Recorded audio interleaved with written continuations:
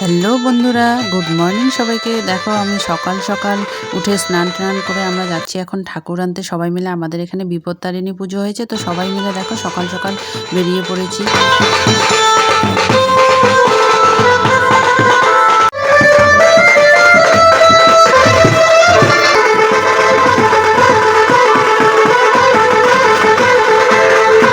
দেখো মাকে নিয়ে আসার পরে এখন মাকে বরণ করা হচ্ছে। দেখো সবাই মিলে আমরা এখানে আছি, আর একজন বরণ করে নিচ্ছে, আমরা সবাই তার পেছনে আঁচলটা ধরেছিলাম।